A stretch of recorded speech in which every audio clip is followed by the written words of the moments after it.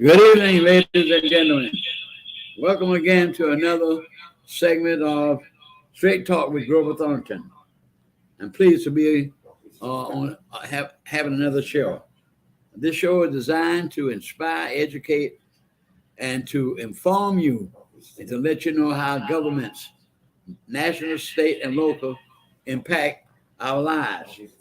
This show is sponsored by our Black Media Network, Julius Hall, President and CEO.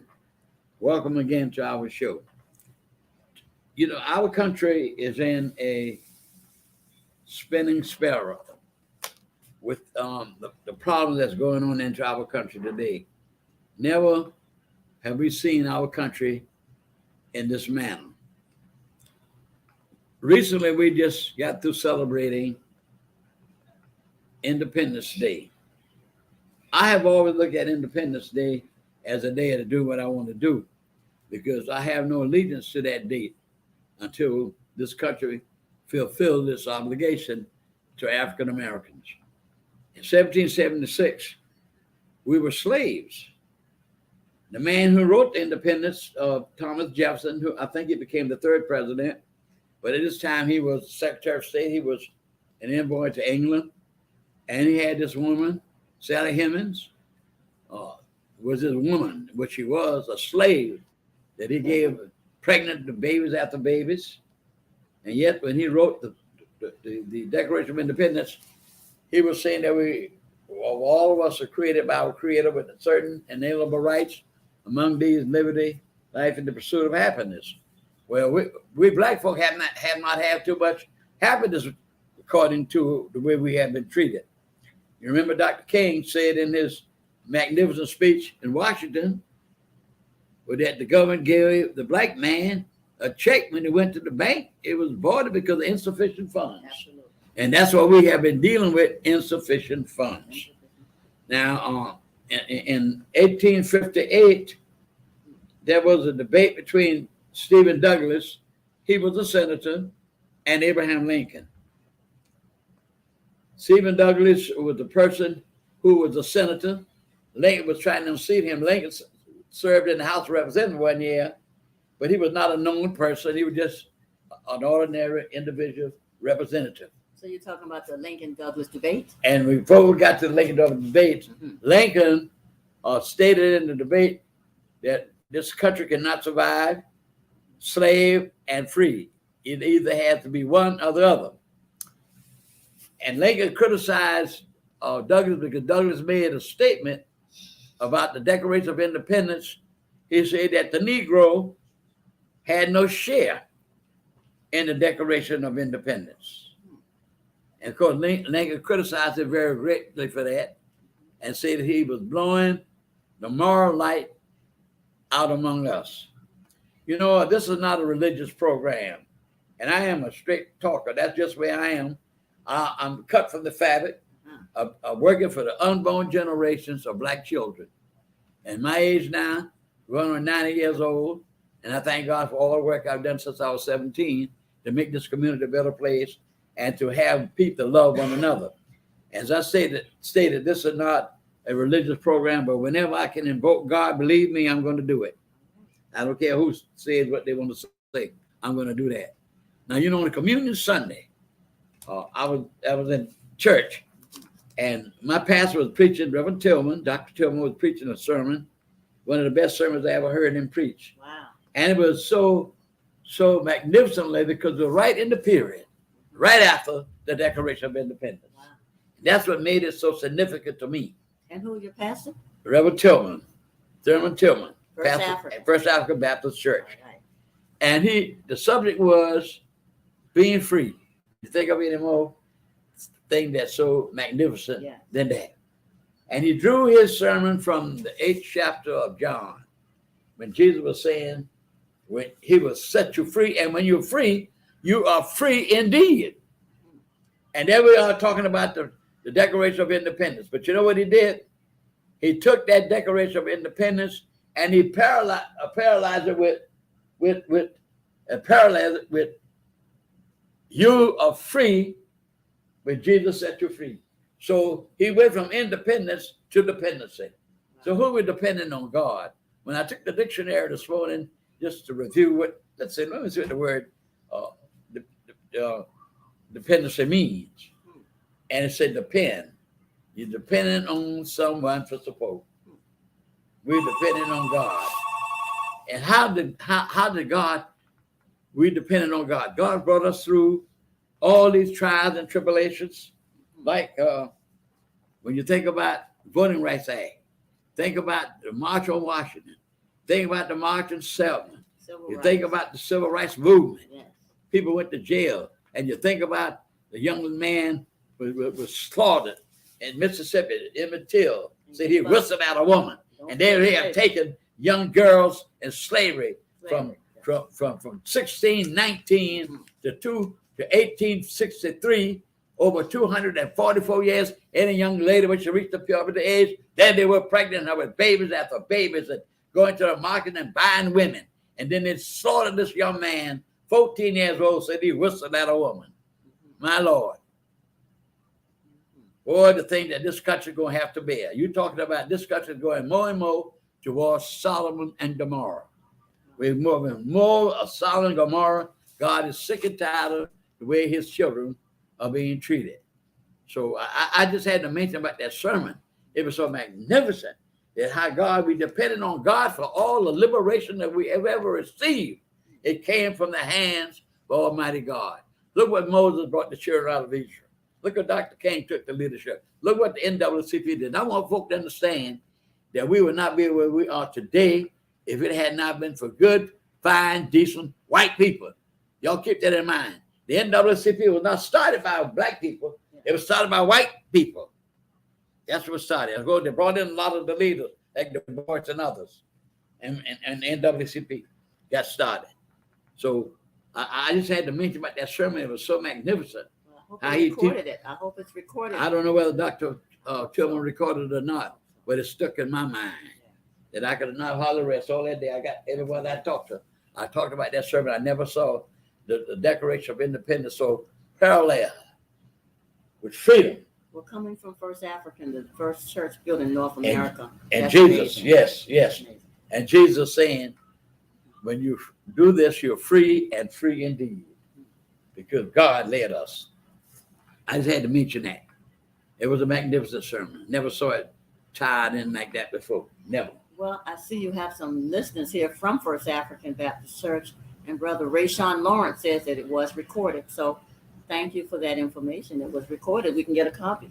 Oh, I didn't know that. Yes. Well, my mind was so fixed on that sermon. I all day long I talked about it. Awesome. I was just carried away with it. And I thank God for him for preaching such a wonderful sermon. It is on their page. And when you think about the areas and things that black folk had to do, like the Middle Passage. The Middle Passage, where they just stacked black folk in a warehouse, might as well say, and they shipped them in and tied them on the ships with their line and their feces and urine and all of that. And many of them jumped off the ship and drowned, eaten by sharks. Rather than be tied down, they had them chained together on the floor. And once in a while, they let them up to eat and do a little exercise, and jumping and exercising, and right back again, tying on one another. We have been through some suffering. And that's why we as a people, we're the only people in the world that ever been treated that way, couldn't read or anything, punished. And we live to tell the story. That's God. You hear what I tell you? That is God. Absolutely. And I just had to mention that. And I thank God for the wonderful sermon that Dr. Tillman did preach to us. Now, I want to talk again this time about the Supreme Court. The recent 3 decisions that the court laid out to the American people. And as many of you know, one was affirmative action, student loan, and the other one dealt with the LGBT community. Now, I'm a very candid person. I go along with 2 of the decisions, but in no way will I accept, personally, the LGBT community, because that is against God. And I'm going to talk next month and talk to y'all some things and show y'all and read some things. Give me that book. I think you said you want to take care of that next month. So Well, I I think said I'm going to tell them. I'm not going to talk about it tonight, Miss Gunn. I said I'm going to show them where it's going to be coming from. I see. So you kind of This is going to be coming from the Word of God. It's going to be coming from the Word of God on this LTGB thing. You just listen next month. God spare my life. I'm reading from what the Bible says. And this country is supposed to be based on religion, Christianity, but they sure have not shown it. They have all the money, and God we trust. And they have been trusting all the money for themselves and not helping people. Now, on the affirmative action, now they're talking about now they want to overhaul the Supreme Court. And because one time the court was 7 judges. I didn't know that until I went back and read it. But now it got up to 9. Now they want to put it up maybe the odd number 13 or something like that. Some people for it, some of it, but it'd be a long time to do that, even if they did do it, because it has to go to all the states, and all you got to get 3/4 of the legislatures to approve that. Then it would go into the Constitution. But anyway, the affirmative action case is not just like the president said, and people got to realize this. This case really was brought into being by the Asian person. African American, Asians, and the Latinos are minority people in this country. And for some reason, the Asian people thought they were giving a black person, a free way into the school, this Ivy League school. There are a lot of them know better than the universities of Georgia, Mississippi, or any others. But it's an old school bill. They started in the 1800s. That's what makes them so insignificant. And many of the presidents went to Harvard. Many of them presidents. Well, you had President Woodrow Wilson. He was not a racist. He went to Princeton. When I read about him, I was disgusted. He didn't want black folk to even work in the postal service. Did you know that? Oh, yeah. The president of the United States, the leader of the free world. Black folk have had some things to deal with. You hear what I tell you, Mr. Gunn? Absolutely. Now, anyway, so the affirmative action did not give black folk a free ride into the school. I was reading an article today where the man was saying most of the people that went to those schools were upper class blacks who had money to do this. And many of the white people and their children in that school, they're in there because their daddy gave millions and millions of dollars to these corporations and money that black folk worked 400 years to give them. And they'll look at and listen, they applied to the school. Oh, this is Mr. John Joe's daughter. He graduated from the school, 18, so. He gave us much money, all that. Gets into the school. And I want you to know this, that the entrance to the school and the entry did not have anything to do with academics. Money, entitlement. Many of the students were above the Asian people intellectually in the highest school. Because the Supreme Court ruled, because of so many years of discrimination, that race could be considered. And the surprising thing to me, that sorry Supreme Court Judge Thomas, he voted against, but he admitted that he went to school on affirmative action. So if it was good for him, why not good for anybody else? I can't rationale that. Total hypocrisy. I can't understand that about affirmative action. But they had nothing at all to do with a person's economic, it's economic, but the academic ability. So he rode the wave of affirmative action to get in. But once he got there, he decided to close the door. Yeah, he decided to close the door when he got there. But the fact of the matter is simply this, that they will try to do diversity in some type of way to keep a certain amount of African Americans and minority students into the schools. It's unfortunate that the Asian student did that. It had nothing to do with that. One man said, I'm going to say exactly what it is. They were just outdone by the black person was much smarter than them, and that's why they did what they did. Wow. And the court went around. Now, year before, they voted conservative court against abortion that had been in the country for over 50 years. Now, to me, that's a woman's choice. You got to deal with God with that. But like Thurgood Marshall said one time, they raised all this hell about abortion. And when the babies come into the world, they got to raise the taxes and they have to feed them and take care of them. Then they want to have the cake and eat it too. So either way, you was on the losing side. But that's an individual choice. But that Thurgood Marshall said this, and one of his decisions, when he dissented, he said this, that the government has no right in a man's bedroom, and they has no right to tell a man what to read. And look what DeSantis is doing right now in Florida. Who wants him president? Who wants him president?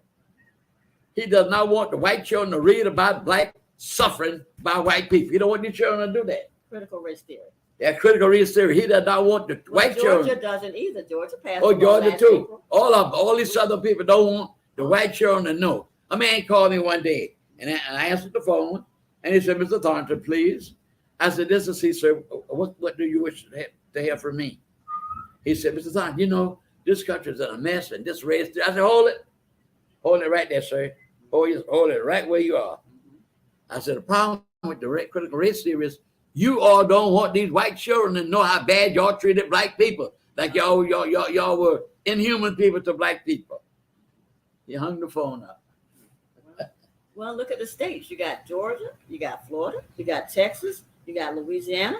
If you look at the map of the nation, all the critical race states are the exact same slave states. There's nothing new. They're the same death penalty states. Sure they're is. the same ones for slavery, so that we have to stay focused and awoke because they're coming your way. Always be guardians of your freedom. They're coming to your state next. We cannot receive any books in the university system of Georgia having to do with Black history. So library systems all the way from pre-K all the way to higher learning are donating these books because they can no longer be on the shelves. Teachers can no longer teach in Georgia. And the fact of the matter is they don't want children to read. Yes. Just like I was looking at TV one day, and these two white girls, they were showing something happened in the past. These two white girls were drinking water from the fountains. Mm-hmm. So one white girl went over to the black fountain, and she drank water from it. And her friend said, "Well, you know, you want to drink out that water?" She said, "What's different? I don't see no different than the taste." Uh-huh.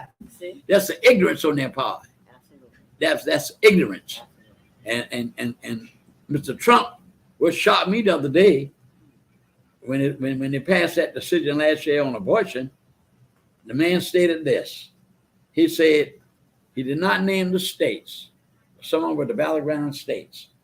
He said if African Americans had gotten up off their butts and voted, Mrs. Clinton would have won that presidency.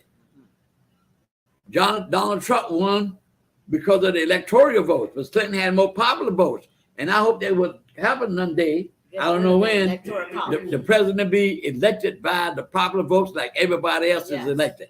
Only by this electoral vote. Well, that was put in place because the smaller states were under the impression that the larger state would take advantage of them because of the population, etc. But that's what they did. Hopefully one day that will be eradicated, but I don't see that happening. Not in my lifetime. It's been going on since the beginning of the country. So that's going to be very difficult. But the fact is the Harris Foundation appointed these conservative judges. And if these white women and men that gotten out of the suburbs and voted for Ms. Clinton with that foolishness that they didn't want Ms. Clinton, they wanted Trump. And you saw what Trump did. The Harris Foundation, they had all the lawyers and they appointed, told Trump, these are the people you want to serve conservative. Because that group is an ultra-conservative group of people. And that's what they did. If they got out and voted, we don't want Ms. Clinton. We don't want Ms. Clinton. We've had women president of great countries. Look at the woman who was the president of Germany. Look at the Lady Mahel of Israel. She carried that country through a 6-day war with all those 6 countries. Of course women can do it. Of course we can. And not only that, you had Margaret Thatcher. Yeah. She was the prime minister. It's just like the presidency. And they didn't want Ms. Clinton. They got Trump. So they got just what they wanted. And he turned around and appointed all of those 3 conservative judges because that's what the Heritage Foundation wanted. And of course, you had 2 judges on there that lied. That woman, that Barrett woman sat there and told that lie. I'm sitting there watching on the television. Well, if anybody thinking that I'm here to overturn a progressive way, they got the wrong impression. That's exactly what she did. And that Kavanaugh, when he was asked that question, he said, well, you know, this is case law. It's always been established, Mr. Chairman, and that joker went right there. They already accused him of taking assorted young women. And Susan Collins went there and voted for them. She felt that crying. I made that big a mistake voting for him. Well, they went to the department store and they purchased the crystal. There's a sign that says if you break it, you own it. So they bought the crystal, which was Mr. Trump, and they now own it, and it's totally broken. It's totally broken. Yeah, so they bought it. They bought it. So they own it now. And if they had voted for Miss Clinton, Yes. that never would have happened. Affirmative action and none of that. And then no good Clarence Thomas, he said more things like that to come. I don't know why they're trying to overturn things. And he being a black man on that Supreme Court.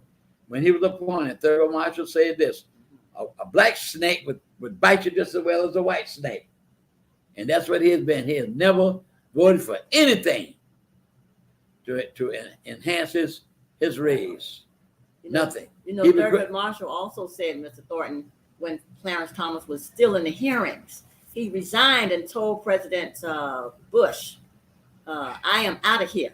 They said, what do you think about Clarence Thomas? And he says, I don't think anything about him. But what I do know is that before he leaves this world, he's going to hear voices. What voices? He's going to hear my voice and Harriet's and Frederick's and everyone that has come before me. He shall hear voices before he leaves. So I think about that all the time when we think about Clarence Thomas.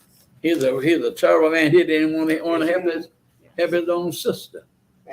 He did not want to help his own sister. So I want to talk about those two. Actually, next is the student loan. Now, the one thing I've been listening to here, which I have not heard yet, they have been criticizing the president because he wouldn't have a relief from the student loan.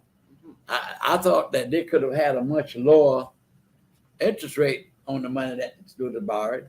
The college is now so expensive. And that's why many of them got these loans. Yeah. But they're not looking at the fact that these people, let's take teachers, for example. They're the ones teaching their children. Absolutely. You can't get no ignorant person to teach their children. You got to have a person who's been qualified. So they struggle to go to school, and the president say, they've been all this debt. A lot of them couldn't even buy a home and help the economy better like that. Absolutely. It's just unfortunate.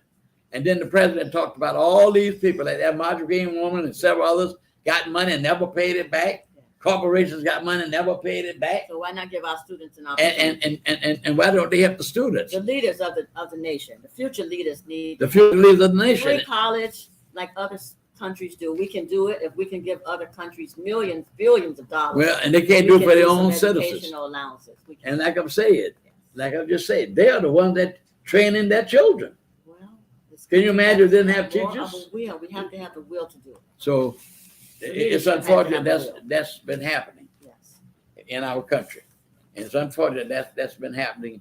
And I don't know what the answer will be. The president, they're trying to work out some kind of other issues that they could try to deal with it. Well, I don't know how they're going to do that, but we have to see that, the poor always suffer. But they don't look at the fact that Trump gave the business community $2 trillion tax cut. Wow. They don't understand how the big oil companies, they have a quota.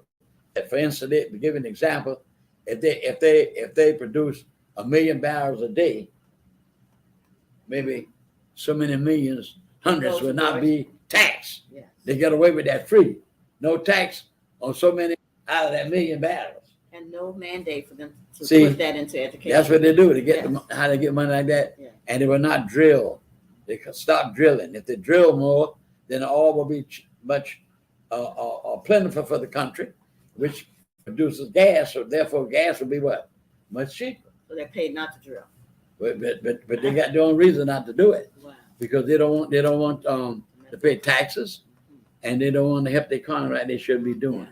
But that's the price that we pay in a democracy, I reckon. The next thing I want to mention to you all about these magazines. First thing, give me this first one here. Now, I'm not a rat pack person. I just believe in maintaining history, and I have trunks of cases that I put these things in. For instance, look how large the Life magazine was years ago. I've had this magazine here since President Kennedy was assassinated, and 1963. I've had this magazine here 69 years. Just one magazine. Wow. It took 4 days with American Star. It's a sad thing to read the whole magazine. Now this magazine right here. Now the Ebony magazine, the Ebony magazine right here. Look how large it is. It's very small nowadays. I've had this magazine for 54 years. Wow. I have them secured in a container. Yeah. Now, what I want you to look at right here, 4 boxers who were heavyweight champions of the world. Jack Johnson was the first heavyweight champion, and a lot of us know about Muhammad Ali, who died recently, and of course Joe Louis. Now let me just start with Jack Johnson first. He was the heavyweight champion back there during 1920 or something like that. Mm-hmm. He was very popular. Mm-hmm. He held a championship for about 8 years, I believe it was.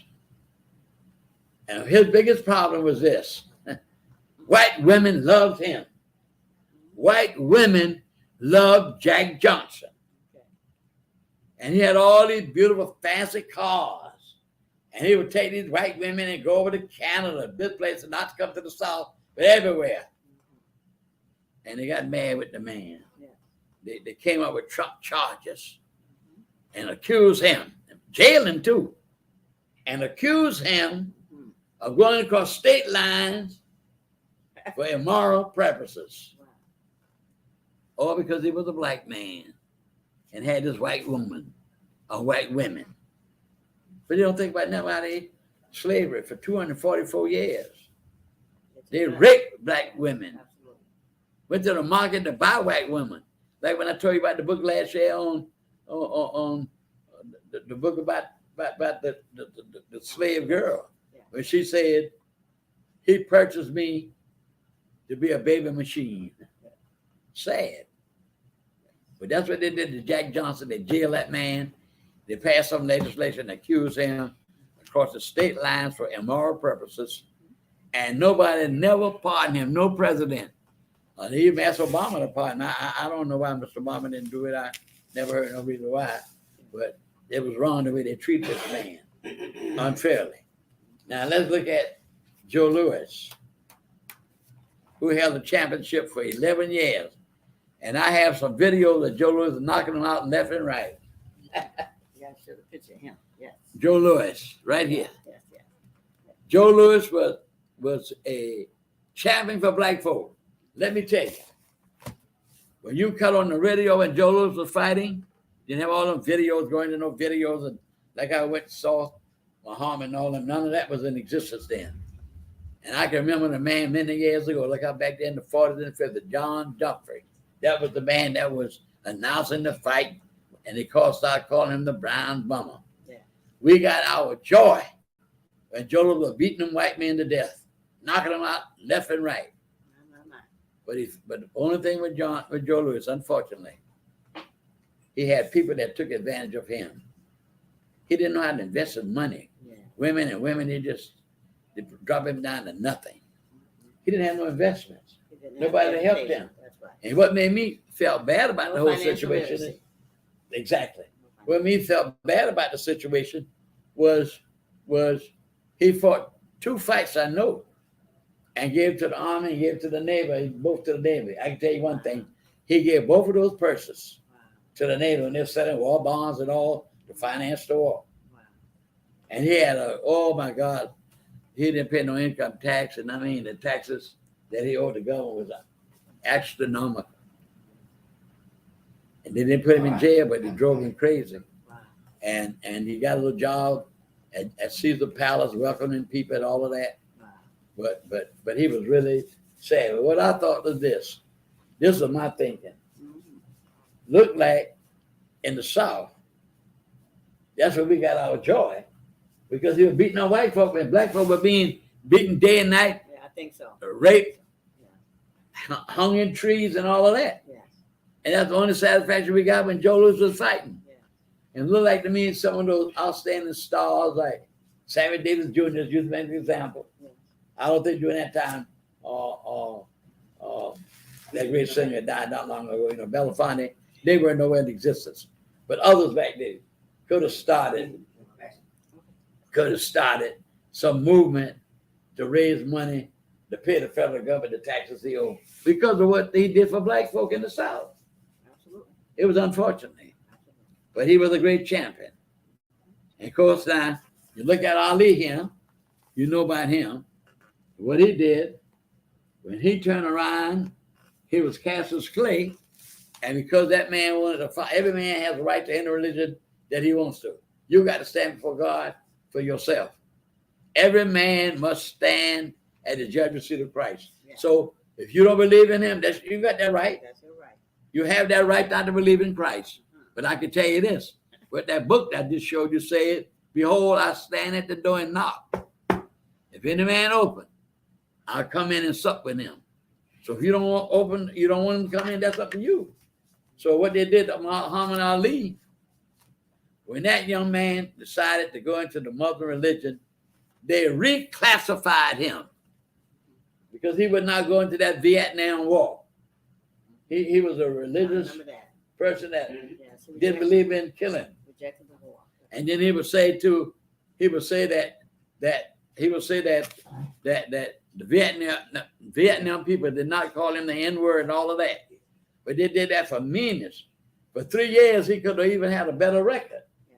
For 3 years, he had to pay money. He couldn't earn a living, but he had money saved because, and if he had his finances like Joe Louis, he'd have been homeless. Well, he was a powerful conscientious. But he was able to invest his money. Yes. And get by, but it cost him a lot of money. But he proved the point that he was not going to fight in an unjust war. No, he was going to fight an unjust war. He said, I have no enemies with Vietnam. But if Vietnam had attacked the country, that's something different. Yes. But the fact was basically the one thing only, they did not like the fact that he became a Muslim. Yes. So what the draft vote did, they reclassified him for the draft. Yes. And he refused to be accepted into the draft. Like when I was in the military, everybody stood up there and hold up your hands, and the man read, I pledge to do this, that, and other for the country. And then he was accepted. So he didn't hold his hand up when he was, and they didn't arrest him. He got out on bomb. Yeah. But eventually, the Supreme Court found the man not guilty. Eradicated all that against him. Yes. And then what happened in the end? They knew they were wrong. Mm-hmm. So what did they do? They even had him to carry the torch during the Olympics, even though he was suffering physically because of that disease that he had. So I thought I'd just tell y'all about this man. Now, this is the last magazine. I really got a kick out of this magazine here. Now, I'm going to be honest with you. Ladies and gentlemen, this magazine here. I'm going to tell you something you didn't even know. I kept telling my pastor and some other of my friends, I'm going to tell y'all something tonight that y'all didn't even know, because I didn't know myself until I got this magazine. Now, I didn't purchase this magazine.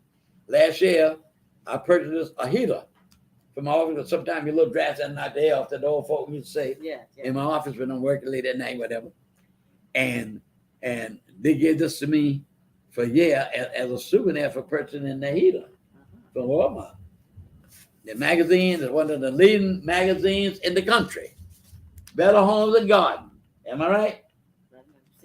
Am I right? Yes. Better Homes and Garden. One of the better magazines in the country. But let me tell you, when I started looking at it, because you get a lot of ideas for your house and what to do. And time I turn the page looking at it, what did I see? Watermelon. Watermelon, ladies and gentlemen. Watermelon. Now, why are you saying watermelon, Mr. Thornton? It was something, I don't know where it started, somewhere in history. I really don't know. I would try to research it someday, maybe. They always want to put down a black person because of watermelon. Now, to give you an example, that woman that played in the movie Hattie Daniels, Going with the Wind, she told him, no, I'll be glad to accept this part. But two things I'm not going to accept. I would not get in this Going with the Wind movie.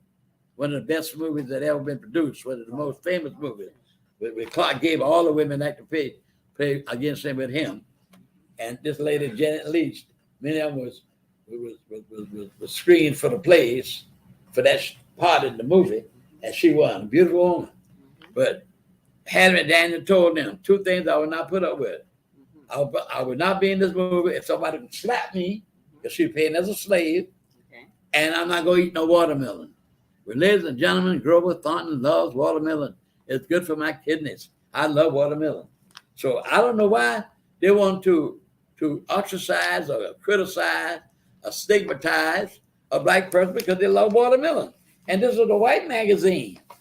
Well, this is a white magazine on this watermelon. But I'm gonna tell you something about watermelon does.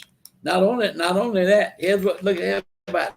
They have taken watermelon and this is a drink that they put the watermelon in some liquor. You see it? There's white folk now. There's white folk doing this. About watermelon. So they upgraded the watermelon, huh? Yes, and the last thing on this about the watermelon, I know I know the Jim fell out. But what it says, it's good for to keep you hydrated. It'll keep you hydrated because of so much of the water. And also, I didn't know when I was reading this page, the Jim could fell out on the last page, but it talked about how it treats you, keep you hydrated in the summertime and it's hot and you're out perspiring. It keep you hydrated. And also it says strawberries contain water to keep you hydrated. But I was a little carried away on the watermelon because that was supposed to be something that put down white people because of watermelon. Well, I love watermelon myself. I don't know about you, but I'm just trying to show you how they have taken the watermelon and advertised it in one of the nation's top magazines. Now, what else I want to show? I want to show my two pictures.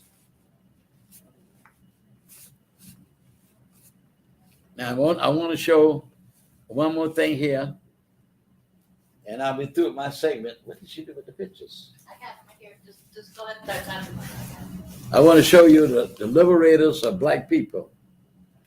I got to finish the show. She's got them. She's bringing them up for you now. I want to show you these pictures that I consider men who have liberated black people.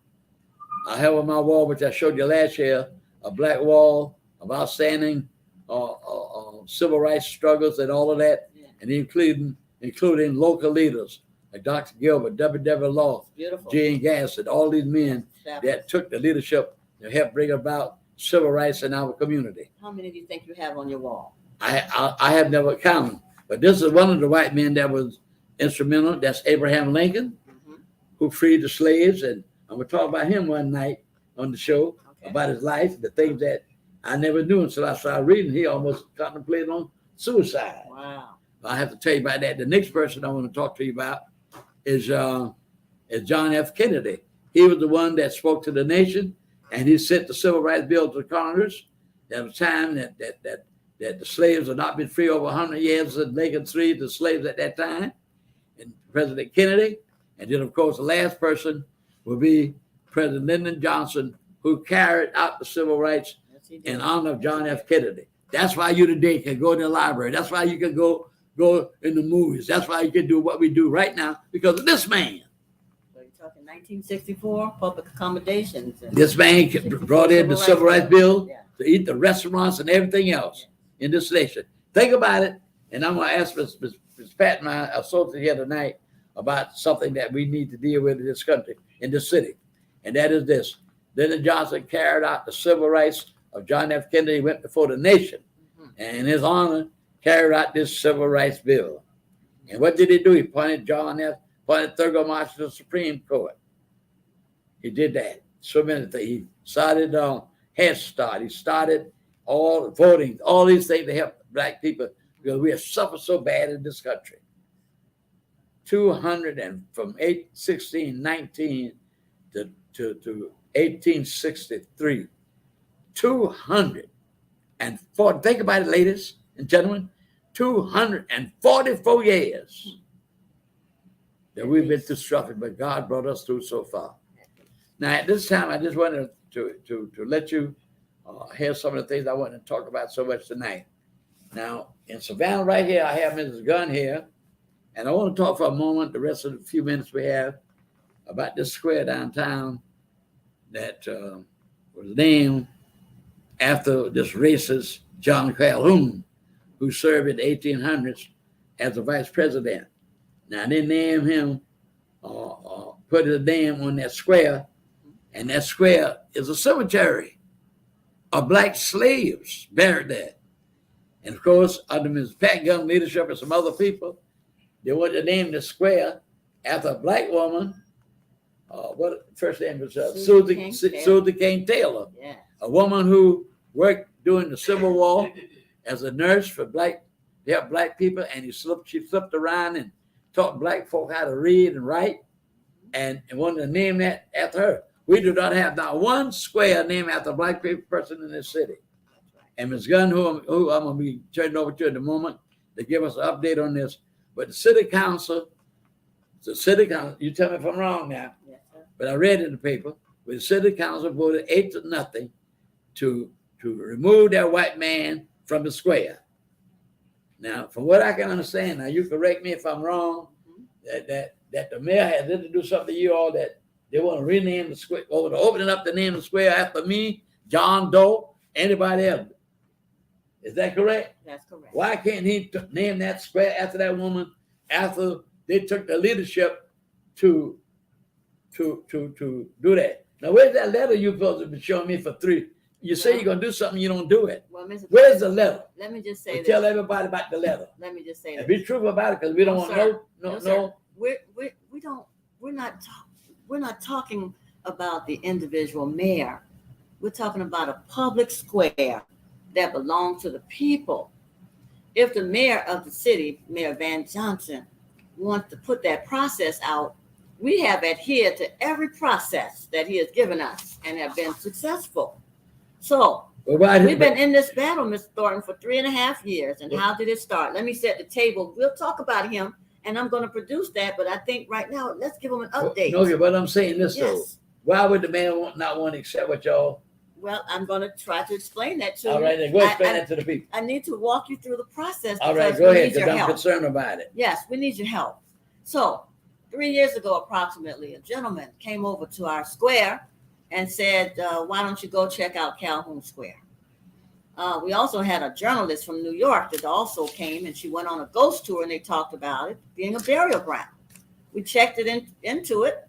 My company is Underground Tours, and sure enough, that square downtown, Whitfield Square and Calhoun Square, there are 2 men that are sitting on approximately 3.5 acres of land that's burial ground of poor white sailors and poor white folk that came in and didn't have money to go back home to be buried. They call it Strangers Cemetery. That's at Calhoun Square.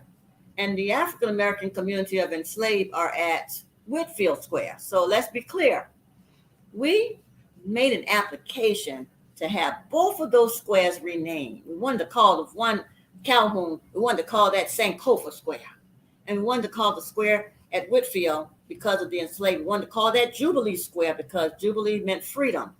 And so between the two, they said you're going to have a hard time getting Whitfield off of the square, George Whitfield, because he's the co-founder of the Methodist Church. Mm-hmm. And he also started Bethesda. I wanted to remind them that he started Bethesda with slaves, but they still said it's going to be difficult. So you have to have the art of compromise. So we compromised and we took Calhoun Square on. They said, you're going to do better with Calhoun Square because he's from South Carolina anyway. So we should just get him off of our square. So we applied, and the city's rules said that we'd have to get 51% of those neighbors around the square to agree with us. And we are so honored that there were brave neighbors around that square, and we got 51% of the neighbors 3 times. But in the process of it, there are flaws in the process of how the city does that. And so we're fortunate that after 3 terms back and forth, we found ourselves at an impasse. We talked to the mayor, we talked to the city manager, and 3 women came to our Come Sunday. There was post 1 and 2, Alicia Blakely, as well as Keisha Gibson Carter and Bernetta Lanier and Bryant. And they said you can just get 4 people to get you on the agenda. So bingo, we went to the agenda. I'm so grateful for those 3 that told us the process changed. So when we got to the process, we got 9-0. We got 9 people, including the mayor, to vote to remove Calhoun. I was honored that evening on the 10th of November when the mayor did say, we're going to vote, but we're not going to talk about Susie King Taylor. I was glad for the vote, but we thought this would be an opportunity where they could vote on Calhoun. And a lot of our supporters, such as the three women from that post and others, they could have made a motion. I make a motion now to make this Susie King Taylor, but it didn't happen. They have a new process. That process is where we need help. We have gone through 2.5 years of that, and now they're opening it up. There were 15 applicants, and we're number 15 on the list. And so they're going to vote on August the 24th at 6:30 in the evening on which of those 15 names they will choose for the new square. It's not a renaming square. We got John Calhoun removed. I want people to know that he was an illustrious attorney, orator. He got that. But he was also the number one pro-slavery advocate in the nation as vice president. Exactly. And a lot of people don't know he also designed the plan for the Trail of Tears for the indigenous community. So the walk from Georgia to Oklahoma, Calhoun did that. He had to go. So 9-0 was the vote. Now, the 24th, 6:30 in the evening, if you cannot attend, we need you to send letters to the city. You can go to our website and we've got a letter ready for you. And all you have to do is copy, paste, and send your name in and ask that you please consider the vote for Susie King Taylor. The city of Savannah owns the square. It is at Abercorn and the 400 block. And so it's on Abercorn and Taylor Street, interesting enough. So you're not costing a dime extra. You're not removing any street signs. You're not causing anything. We're just reapplying the principles of this public square. And so Taylor Street runs right across it. So we think it's appropriate to have the square. We need you to go to our website, centerforjubilee.com, pull up the template and send it to the city or show up and testify. 23 squares, Mr. Thornton. 22 of them are all white male. And we believe with all our heart that we need a woman named square, and we need an African-American square. So as Dr. Otis Johnson said when he supported this, and he is in support of this, he said, I'm going to help you because it's getting two things done at one time. We'll have a woman named square and the first African-American square. And so that's where we are. And we want another 9-0 vote. We want every city council person and the mayor to do that. And I do want to say kudos, Mayor Johnson, as well as Post 1 and Post 2 and District 1 and District 2. Not District 2, District 1, as well as Diedrich in the district. They have all sent in letters of support endorsing Susie King Taylor as the person that they would like to be on that square. I don't know if they've sent in other endorsements in, but we have an endorsement letter from the mayor, Post 1, Post 2, and we have support from District 1 as well as Diedrich in District 2. So I think that is 5, and we want 9. It takes 5 to vote, but it would be wonderful to have 9 to vote for a public square in honor of a woman and an African American in this 21st century. So thankful, to the coalition to rename Calhoun Square is a part of our organization. It's not one person, it's about 40 of us or more, and we thank them. And Ms. Thornton, I want to say you came on the air last April this time, and I'm so honored that you have this show as you approach 90, the fact that you can get up in the morning and do this research and do this work. You are the last of our civil rights icons that are able to tell the story. We have the beloved Mamie Williams, but she's not able to tell the story. You're still here with us. We thank you for your work. I remember hanging out with you with Chester's show, and now you have your own show. And I'm so honored to have been a part of that process. April to now, this is your second year. Thank you for this opportunity. We thank you.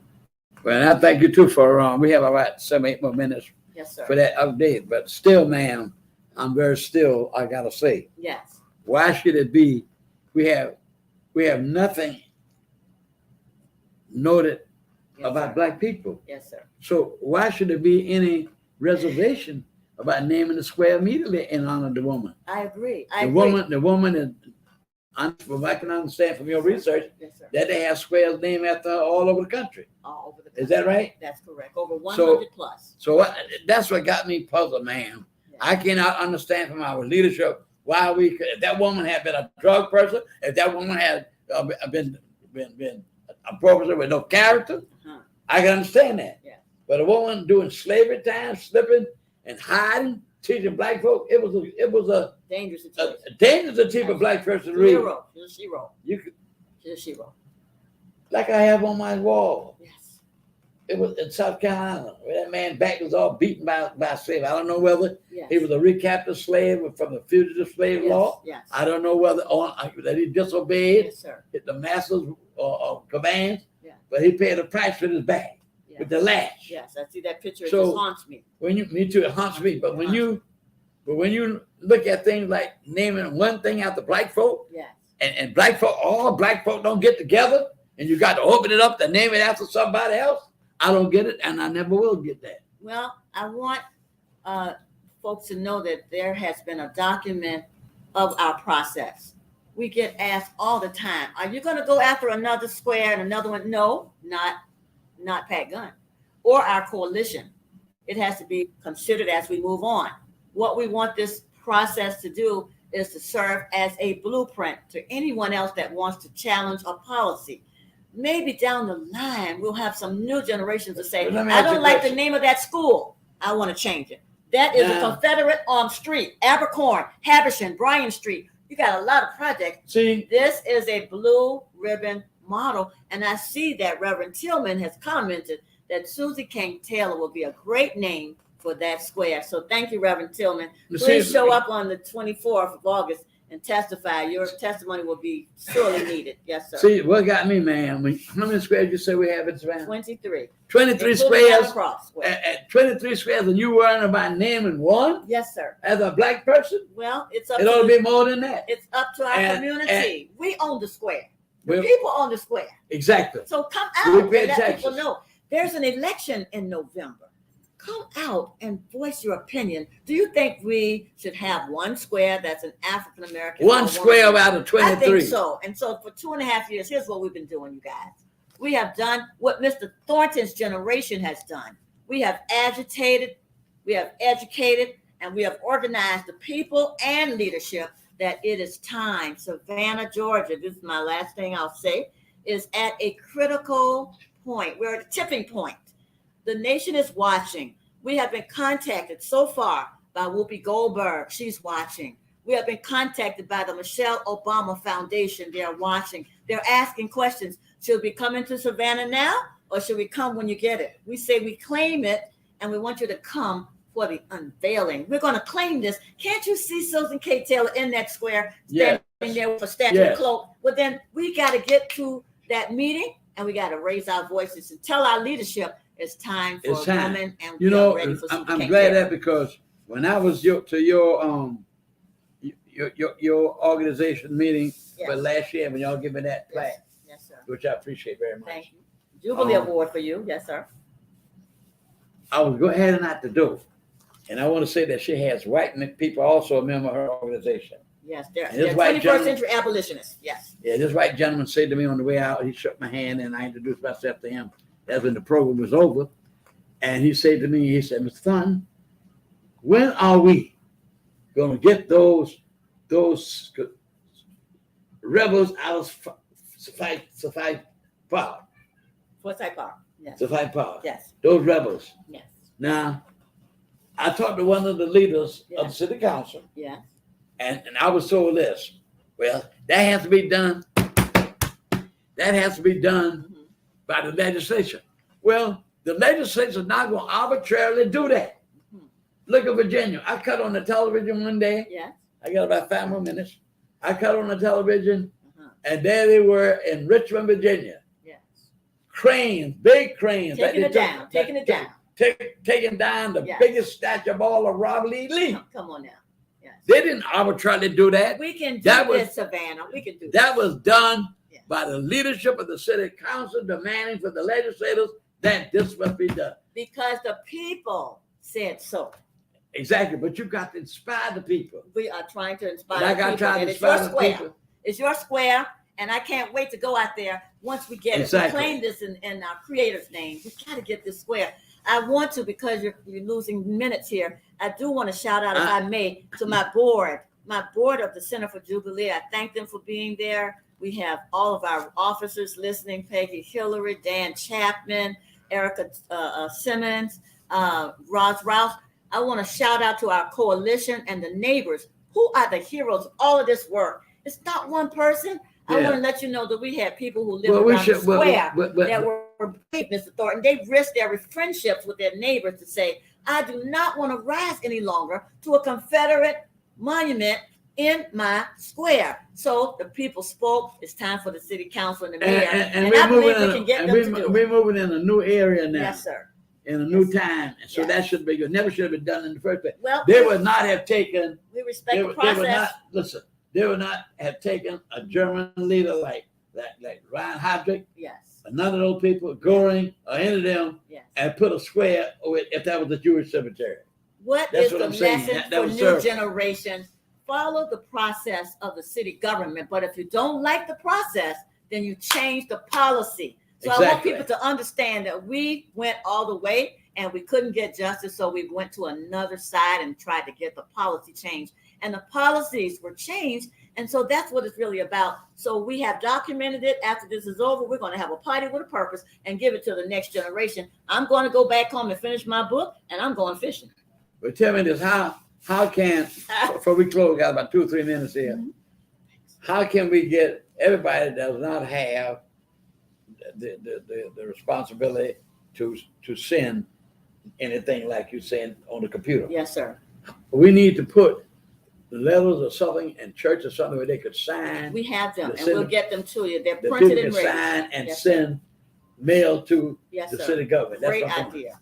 We have them. We'll print them. I hope my board is listening. We'll send them out to get them there. And if you can't, then come to City Council 6:30 on August 24th. And if you want to come afterwards and want to have dinner with us at Susie King Taylor House, come on, because we're going to have a feast afterwards. So come and show up and raise your voice for the new square. It is the people's square. Raise your voice for justice. Well, thank you very much, Ms. Gunn, for bringing that update. I've been wanting you to come for a couple of months to do that. And we're almost to the end of this show. And I hope it has been very inspiring and very educational to people. We try to do the best that we can and bringing you information that will uplift our community. And in closing, I would like to say we must work together. We must stay together because we see that the extreme right is trying to undo all the progress that we have tried to do to make this country equality for every individual. Absolutely. So thank you very much for listening, and hopefully to see you next month, God's willing.